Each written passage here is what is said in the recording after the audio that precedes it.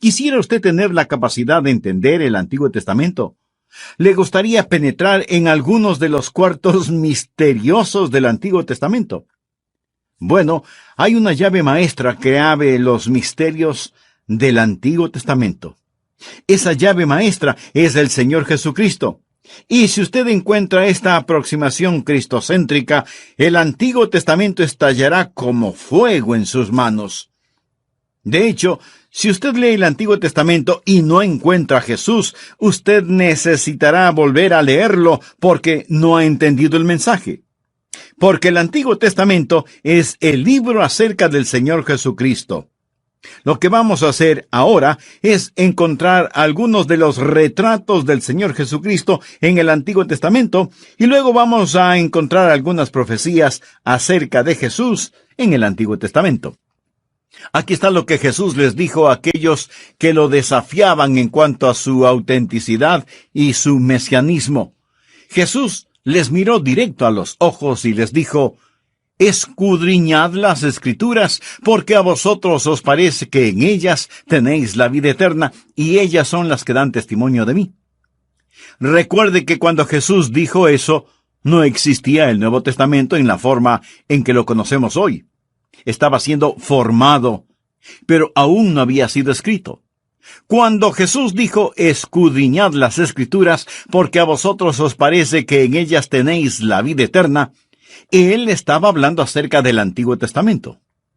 Ahora, escúcheme bien, por favor. Sin Jesús, el Antiguo Testamento es un libro, primero, de ceremonias inexplicables que no tienen ningún sentido.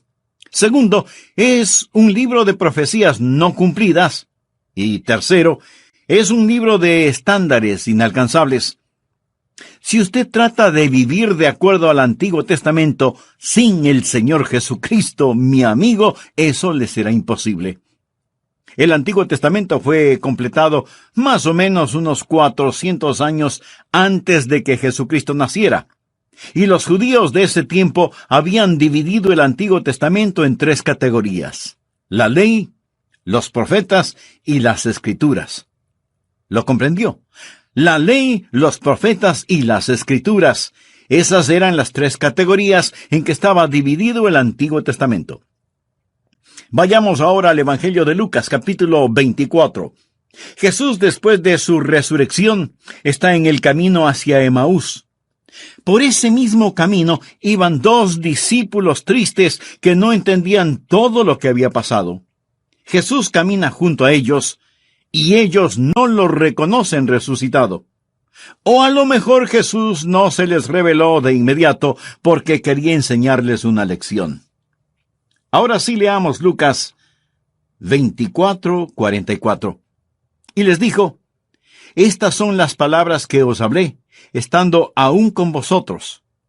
Ahora ponga atención a lo siguiente: que era necesario que se cumpliese todo lo que está escrito de mí en la ley de Moisés, en los profetas y en los salmos.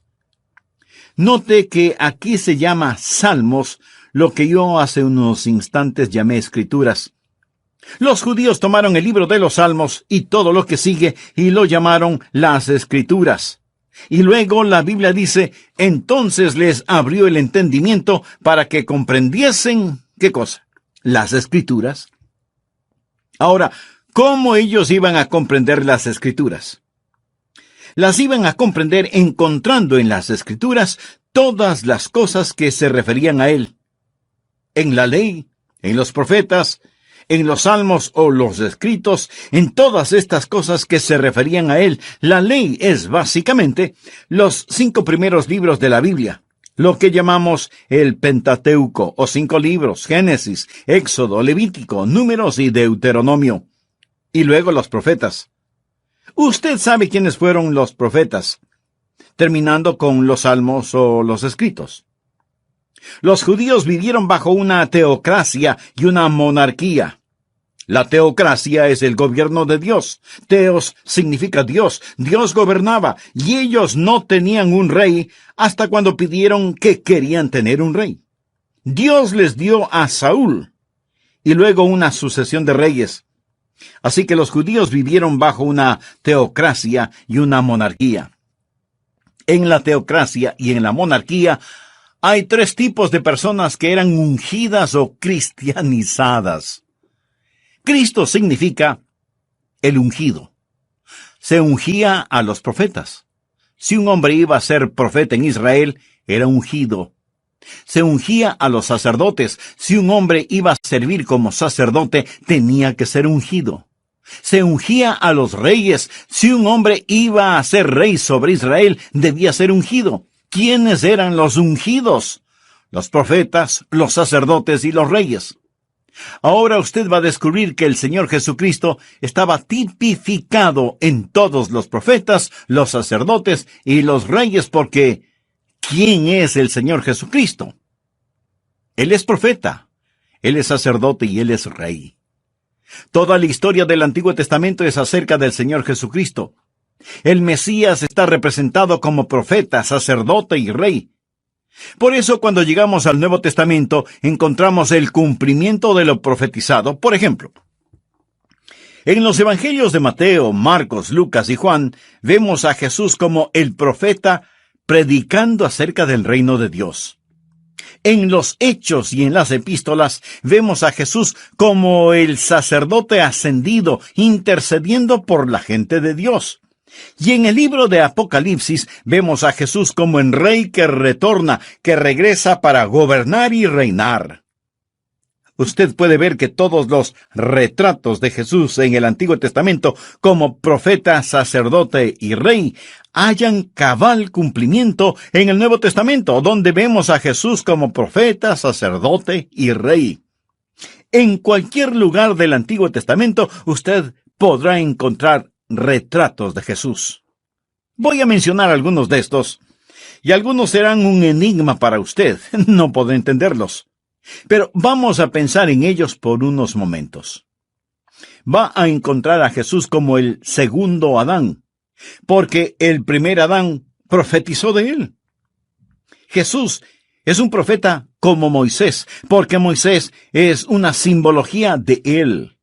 Jesús es un sacerdote como Aarón y Melquisedec, porque ellos fueron prefiguras de él.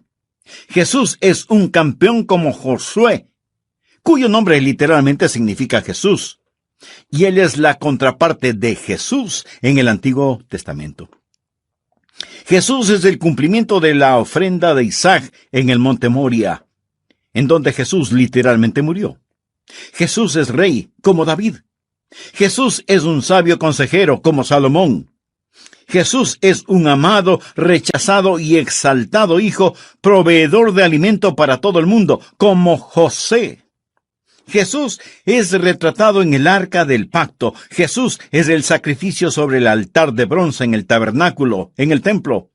Jesús es el trono de la misericordia en el santuario donde habitaba la gloria de Dios. Jesús es el agua que brotó de la roca. Jesús es el maná que cayó del cielo. Jesús es la serpiente de bronce levantada en el desierto. Jesús es el cordero pascual.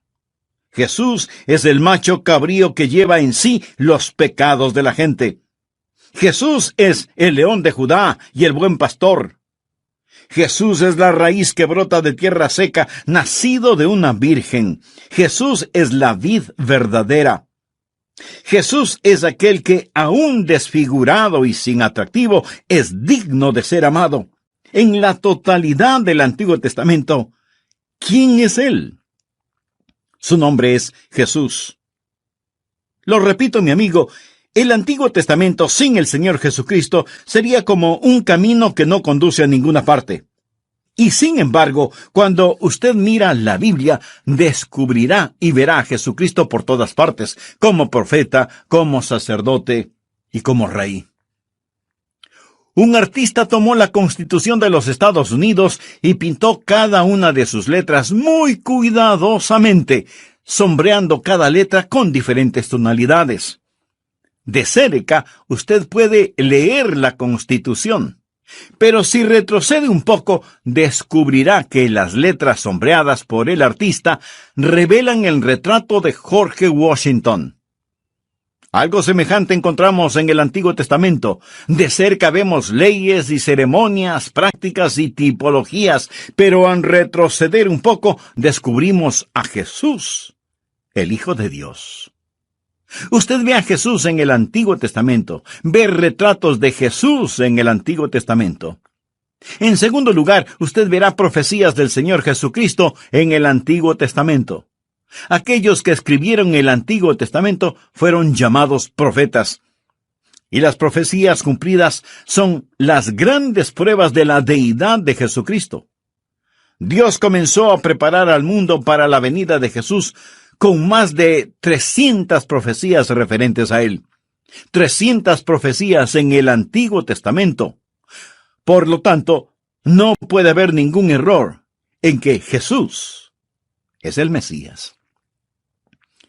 La ley de probabilidades matemáticas hace totalmente imposible que Jesús no sea el Mesías o que cualquier otro pueda reclamar ser el Mesías de acuerdo a la ley de probabilidades. Ahora, esta ley de probabilidades no es una ley abstracta. Aquellos de ustedes que tienen pólizas de seguridad o seguro de vida, ese seguro de vida está basado en la ley de probabilidades. La gente en el negocio de los seguros se basa en la ley de probabilidades matemáticas.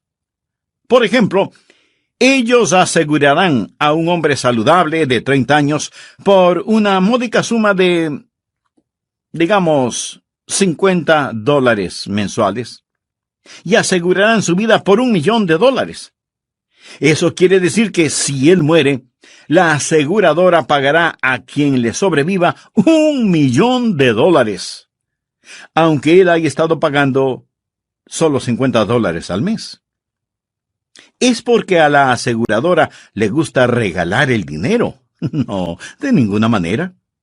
Ellos saben con exactitud cuál es la ley de probabilidades de que este hombre muera durante sus años 30.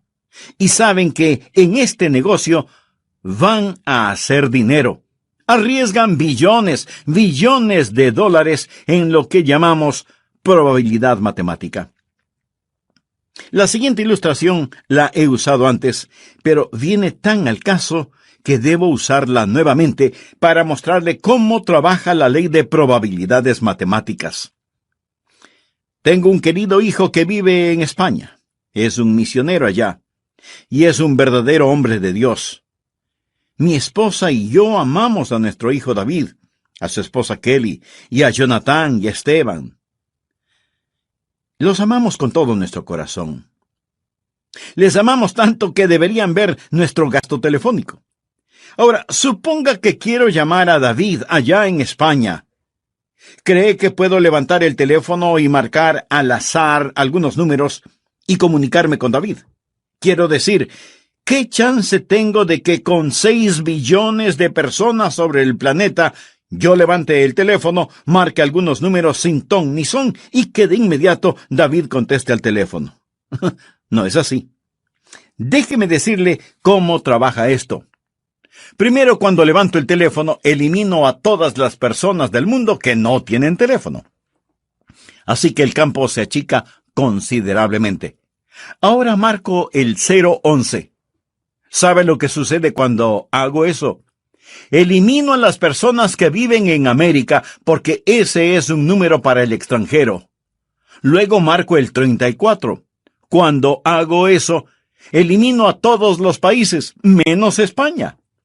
Luego empiezo a marcar series de números sucesivos y con cada número que marco, elimino a personas que no tienen ese número, o el siguiente, y así continúo achicando el campo hasta que finalmente marco el último número. Y una voz varonil contesta al teléfono y dice, «Diga». Y yo digo, «Buenos días».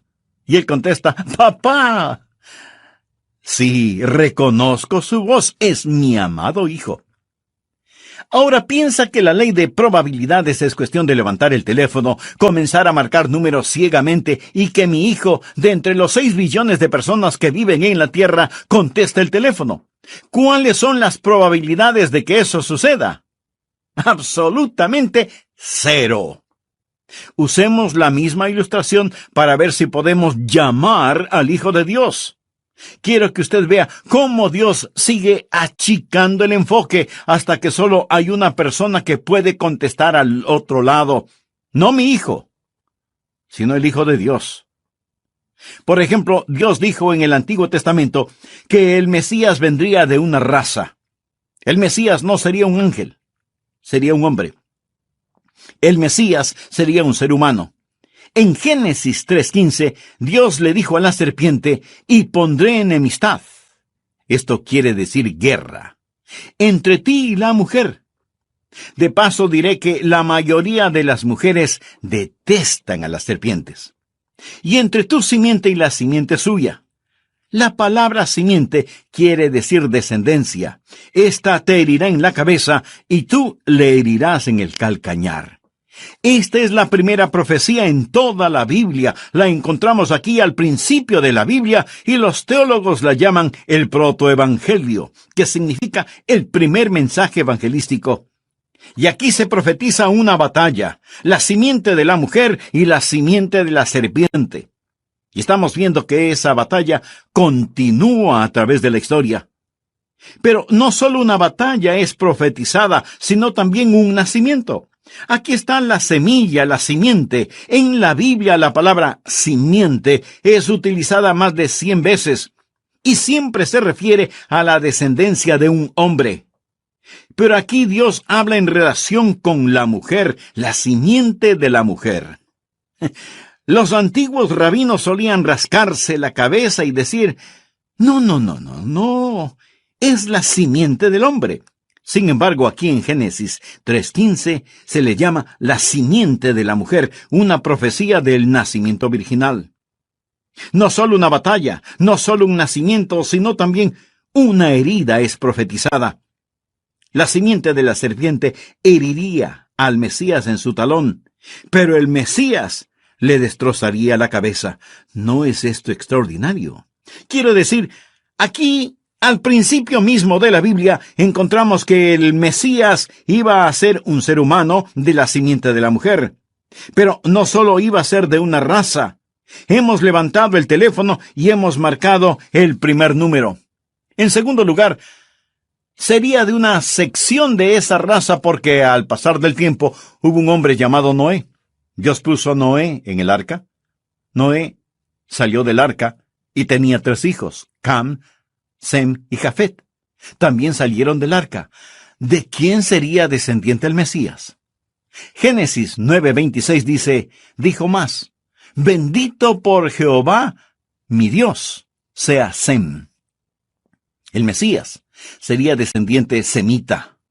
Dios escogió a Sem, y cuando lo hizo, escúcheme, achicó mucho más el enfoque y eliminó 2/3 de la población terrestre. El Mesías descendería de Sem. Pero Dios no solo escogió una simiente y de esa simiente escogió una sección, sino que de esa sección Dios escogió una nación. Porque unos 2000 años antes de que Jesús naciera, Dios se acercó a un hombre llamado Abraham y le dijo, Abraham, voy a hacer de ti una nación. Génesis 12, desde el versículo 1 dice, pero Jehová había dicho a Abraham, ese era su nombre antes de que Dios lo cambiara a Abraham, vete de tu tierra y de tu parentela y de la casa de tu padre, a la tierra que yo te mostraré. Y haré de ti una nación grande y te bendeciré, y engrandeceré tu nombre y serás bendición. Bendeciré a todos los que te bendijeren, y a los que te maldijeren maldeciré, y serán benditas en ti todas las familias de la tierra. Voy a detenerme en este punto para continuar con este mensaje en el próximo programa. Antes de finalizar, permítame preguntar, ¿está usted gozando de la bendición de ser un hijo de Dios? Recuerde que no solo recibimos bendiciones cuando somos hijos de Dios, sino que el ser un hijo de Dios es ya una bendición. Si usted no tiene esa seguridad, pero quisiera tenerla, ¿por qué no se acerca a Dios ahora mismo y en oración se lo pide? Si con sinceridad y profunda fe quisiera hacerlo, ore conmigo de la siguiente manera. Querido Dios, gracias por enseñarme que tú nunca faltas a tus promesas. Gracias por la certeza de que me amas. Señor Jesús, gracias por haber pagado con tu vida por mis pecados. Me arrepiento de ellos y te pido que me ayudes a vivir una vida digna de ti. Te recibo en mi corazón por fe, para que seas mi Salvador y mi Señor. Perdóname, límpiame, úsame. Lo pido en tu precioso nombre. Amén. Por favor, busquen el libro de los Hechos, el capítulo 10 y el versículo 43. Pedro está testificando en la casa de Cornelio acerca del Señor Jesús y dice algo muy significativo. De esto es, de Jesús, dan testimonio todos los profetas. Cuando el apóstol dice todos los profetas, está hablando primordialmente del Antiguo Testamento. Recuerde que el Nuevo Testamento todavía no se había escrito, y Simón Pedro le está diciendo a este gentil, a este oficial romano, que todos los profetas del Antiguo Testamento daban testimonio de Jesús. ¿Quisiera usted tener la capacidad de entender el Antiguo Testamento? ¿Le gustaría penetrar en algunos de los cuartos misteriosos de las profecías antiguo-testamentarias? Bueno, hay una llave maestra para abrir esos cuartos. Esa llave maestra es el Señor Jesucristo. De hecho, si usted lee el Antiguo Testamento y no encuentra a Jesús, necesita volver a leerlo, porque no ha entendido el mensaje. Porque el Antiguo Testamento es el libro acerca del Señor Jesucristo, y vamos a encontrar algunos retratos de Jesús y algunas profecías acerca de Jesús en las páginas del Antiguo Testamento. A aquellos que le desafiaban en cuanto a su autenticidad y mesianismo, Jesús, mirándoles directamente a los ojos, les dijo: escudriñad las Escrituras, porque a vosotros os parece que en ellas tenéis vida eterna, y ellas son las que dan testimonio de mí. Y cuando Jesús dijo estas palabras, hacía referencia al Antiguo Testamento. Ahora escúcheme atentamente. Sin Jesús, el Antiguo Testamento es un libro de ceremonias inexplicables que no tienen ningún sentido. Es un libro de profecías no cumplidas y es un libro de estándares inalcanzables. Mi amigo, si usted trata de vivir de acuerdo al Antiguo Testamento sin el Señor Jesucristo, eso le será imposible. El Antiguo Testamento fue completado unos 400 años, más o menos, antes del nacimiento de Jesús. Y los judíos de ese tiempo habían dividido el Antiguo Testamento en 3 categorías: la ley, los profetas y las Escrituras. Veamos lo que relata Lucas en el capítulo 24 de su Evangelio. Jesús, después de su resurrección, está en el camino hacia Emaús. Por ese mismo camino iban 2 discípulos tristes que no entendían todo lo que había pasado. Jesús camina junto a ellos y ellos no le reconocen resucitado. O a lo mejor Jesús no se les reveló de inmediato porque quería enseñarles una lección. Leamos Lucas 24, versos 44 y 45. Y les dijo: estas son las palabras que os hablé, estando aún con vosotros. Ahora ponga atención a lo siguiente: que era necesario que se cumpliese todo lo que está escrito de mí en la ley de Moisés, en los profetas y en los salmos. Note que aquí se llama salmos a lo que yo hace un instante llamé escrituras. Los judíos tomaron el libro de los salmos y todo lo que sigue y lo llamaron las escrituras. Y luego el Evangelio de Lucas dice: entonces les abrió el entendimiento para que comprendiesen las escrituras. Toda la historia del Antiguo Testamento es acerca del Señor Jesucristo. El Mesías está representado como profeta, sacerdote y rey. Por eso, cuando llegamos al Nuevo Testamento, encontramos el cumplimiento de lo profetizado. Por ejemplo, en los evangelios de Mateo, Marcos, Lucas y Juan, vemos a Jesús como el profeta predicando acerca del reino de Dios. En los Hechos y las Epístolas vemos a Jesús como el sacerdote ascendido intercediendo frente a Dios. Y en el libro del Apocalipsis vemos a Jesús como el rey que retorna, que regresa para gobernar y reinar. El Antiguo Testamento sin el Señor Jesucristo sería como un camino que no conduce a ninguna parte. Y sin embargo, cuando usted estudia la Biblia, descubrirá y verá a Jesucristo por todas partes, como profeta, como sacerdote y como rey. En el Antiguo Testamento, Dios dijo que el Mesías vendría de una raza. que sería de una sección de esa raza, y que esa sección saldría de una nación.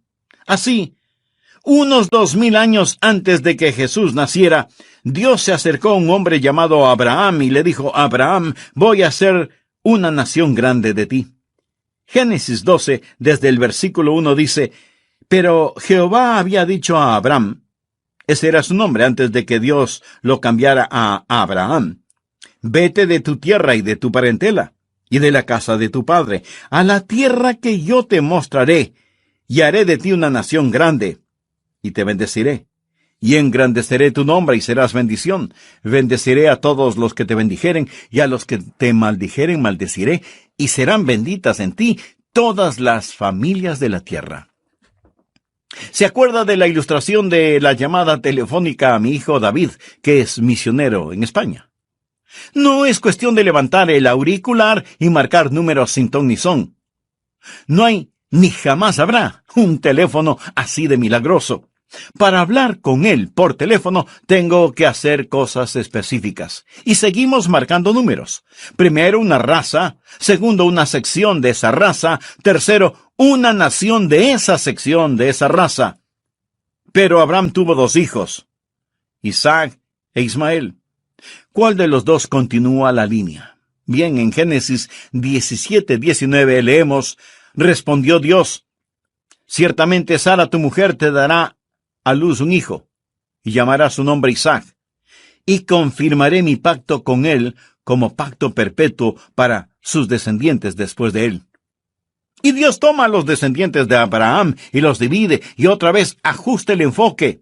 Y Dios dice que el Mesías vendrá de una raza, de una sección de esa raza, de una nación de esa sección, y de un hijo particular de esa nación. Y Dios ajusta aún más el enfoque y dice que habrá una tribu de esa sección, porque como usted bien lo sabe, Isaac tuvo 2 hijos, Jacob y Esaú. ¿Cuál de estos 2 iba a escoger Dios? Bien, Dios escogió a Isaac, y ahora escoge a un hijo de Isaac, no Esaú ni Jacob. Y cuando Dios hizo eso, eliminó al 50% de aquellos a ser elegidos. Dios escogió a Jacob. En el libro de Números 24:17 leemos: lo veré, mas no ahora; lo miraré, mas no de cerca. Saldrá estrella de Jacob, y se levantará cetro de Israel. Y aquí está Jacob, quien tiene 12 hijos. Pero Dios escoge uno de los 12, y ese es Judá. Escuche lo que dice Génesis 49:10. No será quitado el cetro de Judá, ni el legislador de entre sus pies, hasta que venga Silo, y a él se congregarán los pueblos. Así que Dios escoge una raza, y luego una sección de esa raza, después escoge una nación de esa sección, luego una tribu de esa nación, la tribu de Judá, pero Dios aún no ha terminado. Dios sigue marcando números en su teléfono celestial, y ahora Dios toma a la tribu de Judá, y de esa tribu escoge una familia. ¿Qué familia? Bien, la familia de esa tribu, sacada de esa nación, escogida de esa sección, sacada de una raza, fue la familia de Isaí. Leamos Isaías 11:1. Saldrá una vara del tronco de Isaí, y un vástago retoñará de sus raíces. Ahora, la vara, el gobernador, el reino, va a venir de una familia en particular, la familia de Isaí. El Mesías será descendiente de la familia de Isaí, y por lo tanto, todas las otras familias de Judá quedan eliminadas. Pero Dios aún no ha terminado. Dios va a ajustar el enfoque un poquito más. No solo que el Mesías descenderá de Isaí, sino que dice que el Mesías saldrá de una casa de esa familia, de esa tribu, de esa nación, de esa sección, de esa raza. ¿Cuál es la familia?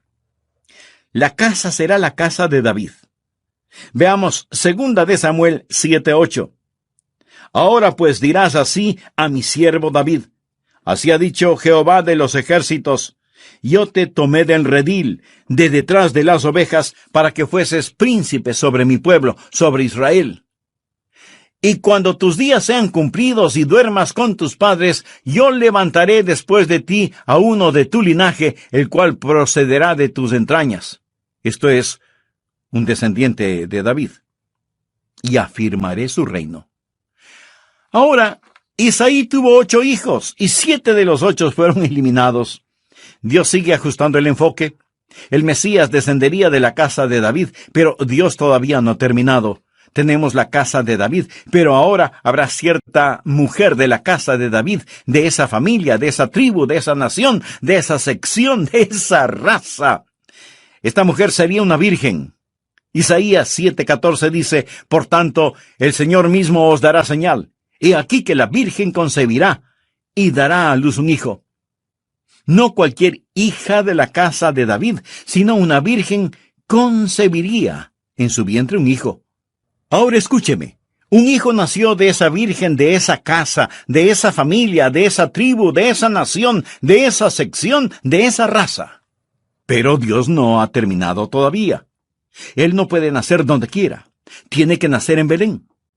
Él no puede ser simplemente una persona ordinaria. Tiene que ser odiado, vendido por 30 piezas de plata, traicionado, tiene que ser crucificado, sus manos y sus pies perforados, y tiene que ser levantado de entre los muertos. Y cuando usted marca todos estos números en el teléfono, ¿qué es lo que tiene? A Jesús, el Hijo de Dios. Amigo, si usted me dice que todo eso sucedió en forma fortuita, es que los tornillos de su cabeza están flojos. Escuche, hay más de 300 profecías en el Antiguo Testamento relacionadas con Jesús. Yo he mencionado menos de 15. Hay un hombre llamado Pedro Stoner que estudia la ley de probabilidades y es un gran matemático. Él toma las profecías y aplica la ley de probabilidades. Y la siguiente es una ilustración que él da para que podamos entender de alguna manera el cuadro mental de este asunto. Pedro Stoner dice que si usted cubriera todo el estado de Texas con dólares de plata de frontera a frontera, y con 1 metro de profundidad, eso significaría una cantidad impresionante de monedas de plata. A los tejanos, y a cualquiera, les gustaría eso, ¿no le parece? Ahora, marque una de esas monedas. Cubra por completo los ojos de un hombre y póngalo en cualquier sitio en el estado de Texas y déjelo allí nadando entre las monedas de plata. Si es que al primer intento él encuentra la moneda marcada, matemáticamente será la misma probabilidad de que 8 de las profecías mencionadas se cumplan en un solo individuo. Yo mencioné 15, pero hay más de 300. Amigo, cuando usted toma la ley de probabilidades y comienza a añadir números y más números, no hay forma de terminar. Verá, usted encuentra al Señor Jesucristo en el Antiguo Testamento. Jesús está retratado ahí. Todos los símbolos, todos los emblemas, todas las ceremonias retratan al Señor Jesús. Él es profeta, es sacerdote, es rey. Y luego usted mira las profecías cumplidas y dice, ¿cómo puede suceder esto? Aparte de la inspiración divina. Antes de finalizar, quiero decirle 2 cosas. Primero, usted puede confiar en la palabra de Dios. Lo repito, usted puede confiar en la palabra de Dios. Segundo, usted puede confiar en el Dios de esa palabra. Quiero decir, si usted confía en la palabra de Dios, ciertamente debe confiar en el Dios de esa palabra. El Antiguo Testamento dice que alguien vendría. El Nuevo Testamento dice que ese alguien ya vino. Y el libro del Apocalipsis dice que ese alguien vendrá otra vez. Ahora el Nuevo Testamento le dice a usted cómo Jesús, quien vendrá otra vez, le prepara para su segunda venida. ¿Cómo usted puede conocer al Señor Jesucristo como su Salvador y Señor? Yo no trato de probarle a usted que Jesús es el Mesías. Eso está más allá de toda prueba. La verdadera fe está enraizada en la evidencia. La verdadera fe va más allá de la evidencia. La verdadera fe se vuelve su propia y mejor evidencia. Si usted trata de explicar a Dios, se morirá y se irá al infierno. Y no habrá podido explicar a Dios. La Biblia dice, ¿podrá el hombre, con su razón, encontrar a Dios? Nada podrá sostener ninguna cosa más allá de su propia capacidad. En otras palabras, usted no puede poner 2 galones de líquido en un recipiente de 1 galón. ¿Y cree usted que puede meter a Dios en su mente? No. Su mente no tiene la capacidad para contener a Dios. Por lo tanto, no trate de eliminar a Dios solo porque no lo entiende. Verá, para que yo pueda tener un Dios que pueda adorar, Él debe ser un Dios mucho más grande que mi mentalidad. Si yo puedo entender a Dios, Dios no sería más grande que mi intelecto, lo cual lo haría un Dios demasiado pequeño como para que yo le adore. Ahora, si pudiéramos entender a Dios, no lo necesitaríamos. Mi amigo, permítame decirle algo. No tenemos que entender a Dios para conocerle. Cuando era un niño, yo veía que mi papá salía rumbo a su trabajo. Yo no sabía a dónde iba ni lo que hacía, pero lo conocía personalmente y lo amaba. Mi amigo, usted no tiene que entender cómo Dios gobierna el formidable universo para poner su fe y su confianza en Él. Alguien le preguntó a la esposa del famoso científico Alberto Einstein si ella entendía la teoría de la relatividad y ella contestó, no la entiendo. Pero entiendo a mi esposo porque le conozco. Amigo, usted, por fe, puede conocer al Señor Jesucristo. Si yo tuviera 1000 vidas para vivir, le daría a Jesús cada una de ellas. Podría inclinar su cabeza en oración. ¿Cuántos de ustedes pueden decir, Pastor Rogers, he recibido a Jesucristo como mi Salvador personal y mi Señor, y sé que si muero hoy, iré al cielo? No lo sé por sentimientos emocionales, ni lo sé porque he vivido una buena vida. Lo sé porque me he arrepentido de mis pecados y he confiado en Jesucristo como mi Salvador personal y mi Señor. El Espíritu de Dios testifica a mi propio espíritu que soy un hijo de Dios. Y sé que si hoy mismo exhalar el último suspiro, estaré ausente de mi cuerpo, pero presente con mi Señor. Y estoy agradecido por eso, pastor, y no me avergonzaré de dar mi testimonio en público. Algunos de ustedes pueden estar diciendo, pastor, no tengo esa seguridad, pero estoy interesado. Si no tuviera interés en cosas espirituales, no lo estaría escuchando. Pero no tengo la seguridad de que, si muero hoy, iría al cielo. Mi amigo, tengo noticias maravillosas para usted. Debido a que la salvación es gratuita, usted puede orar ahora mismo y recibir el regalo de la salvación, y Dios le salvará instantáneamente. Y no solo eso, sino que desde este momento y en adelante, Él estará con usted continuamente, y Él lo guardará eternamente. Pero usted debe recibirlo. La Biblia dice, cree en el Señor Jesucristo y será salvo. Esa palabra creer no significa solo creer intelectualmente. El diablo cree de esa manera. Esa es una palabra bíblica que significa confianza. Usted puede creer que un avión puede volar, pero usted no confía sino hasta cuando vuele en ese avión. Confíe en el Señor Jesucristo. Me permite guiarle en oración para que usted invite a Jesús a entrar en su corazón. Diga conmigo la siguiente oración.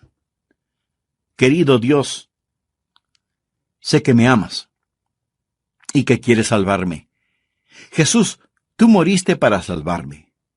Tú prometes salvarme si confío en ti. Confío en ti, Jesús, ahora mismo. Te recibo en mi vida. Te entrego mi vida por fe. Perdona mis pecados. Límpiame.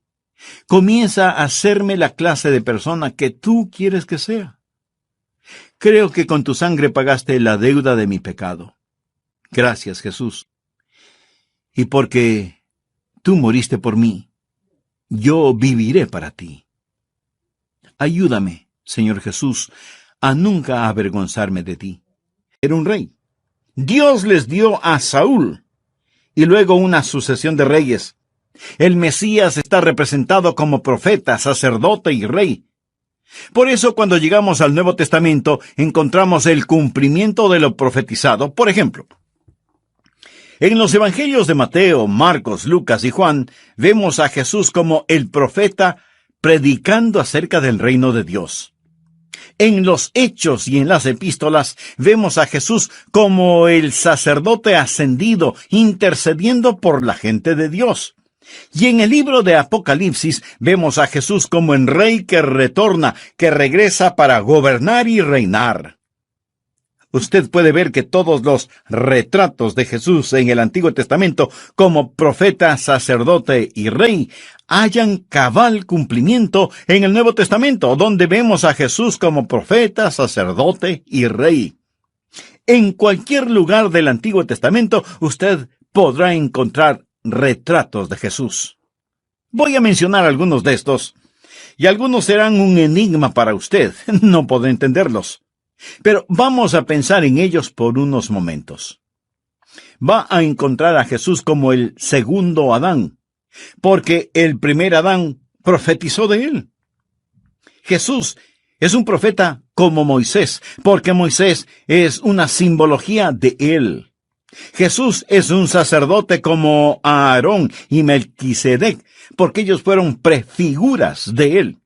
Jesús es un campeón como Josué, cuyo nombre literalmente significa Jesús, y él es la contraparte de Jesús en el Antiguo Testamento. Jesús es el cumplimiento de la ofrenda de Isaac en el monte Moria, en donde Jesús literalmente murió. Jesús es rey como David. Jesús es un sabio consejero como Salomón. Jesús es un amado, rechazado y exaltado hijo, proveedor de alimento para todo el mundo, como José. Jesús es retratado en el arca del pacto. Jesús es el sacrificio sobre el altar de bronce en el tabernáculo, en el templo.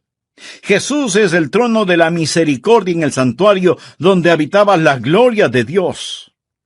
Jesús es el agua que brotó de la roca. Jesús es el maná que cayó del cielo. Jesús es la serpiente de bronce levantada en el desierto. Jesús es el cordero pascual. Jesús es el macho cabrío que lleva en sí los pecados de la gente. Jesús es el león de Judá y el buen pastor. Jesús es la raíz que brota de tierra seca, nacido de una virgen. Jesús es la vid verdadera. Jesús es aquel que, aún desfigurado y sin atractivo, es digno de ser amado. En la totalidad del Antiguo Testamento, ¿quién es Él? Su nombre es Jesús. Lo repito, mi amigo, el Antiguo Testamento sin el Señor Jesucristo sería como un camino que no conduce a ninguna parte. Y sin embargo, cuando usted mira la Biblia, descubrirá y verá a Jesucristo por todas partes, como profeta, como sacerdote y como rey. Un artista tomó la Constitución de los Estados Unidos y pintó cada una de sus letras muy cuidadosamente, sombreando cada letra con diferentes tonalidades. De cerca, usted puede leer la Constitución, pero si retrocede un poco, descubrirá que las letras sombreadas por el artista revelan el retrato de George Washington. Algo semejante encontramos en el Antiguo Testamento. De cerca vemos leyes y ceremonias, prácticas y tipologías, pero al retroceder un poco, descubrimos a Jesús, el Hijo de Dios. Usted ve a Jesús en el Antiguo Testamento, ve retratos de Jesús en el Antiguo Testamento. En segundo lugar, usted verá profecías del Señor Jesucristo en el Antiguo Testamento. Aquellos que escribieron el Antiguo Testamento fueron llamados profetas. Y las profecías cumplidas son las grandes pruebas de la deidad de Jesucristo. Dios comenzó a preparar al mundo para la venida de Jesús con más de 300 profecías referentes a Él. 300 profecías en el Antiguo Testamento. Por lo tanto, no puede haber ningún error en que Jesús es el Mesías. La ley de probabilidades matemáticas hace totalmente imposible que Jesús no sea el Mesías, o que cualquier otro pueda reclamar ser el Mesías de acuerdo a la ley de probabilidades. Ahora, esta ley de probabilidades no es una ley abstracta. Aquellos de ustedes que tienen pólizas de seguridad o seguro de vida, ese seguro de vida está basado en la ley de probabilidades. La gente en el negocio de los seguros se basa en la ley de probabilidades matemáticas. Por ejemplo, ellos asegurarán a un hombre saludable de 30 años por una módica suma de, digamos, $50 mensuales, y asegurarán su vida por $1,000,000. Eso quiere decir que si él muere, la aseguradora pagará a quien le sobreviva $1,000,000, aunque él haya estado pagando. Les amamos tanto que deberían ver nuestro gasto telefónico. Ahora, suponga que quiero llamar a David allá en España. ¿Cree que puedo levantar el teléfono y marcar al azar algunos números y comunicarme con David? Quiero decir, ¿qué chance tengo de que con 6 billones de personas sobre el planeta yo levante el teléfono, marque algunos números sin ton ni son y que de inmediato David conteste al teléfono? No es así. Déjeme decirle cómo trabaja esto. Primero, cuando levanto el teléfono, elimino a todas las personas del mundo que no tienen teléfono. Así que el campo se achica considerablemente. Ahora marco el 011. ¿Sabe lo que sucede cuando hago eso? Elimino a las personas que viven en América porque ese es un número para el extranjero. Luego marco el 34. Cuando hago eso, elimino a todos los países, menos España. Luego empiezo a marcar series de números sucesivos y con cada número que marco, elimino a personas que no tienen ese número, o el siguiente, y así continúo achicando el campo hasta que finalmente marco el último número. Y una voz varonil contesta al teléfono y dice, «Diga». Y yo digo, «Buenos días». Y él contesta, «Papá». Sí, reconozco su voz, es mi amado hijo. Ahora piensa que la ley de probabilidades es cuestión de levantar el teléfono, comenzar a marcar números ciegamente y que mi hijo, de entre los 6 billones de personas que viven en la Tierra, conteste el teléfono. ¿Cuál es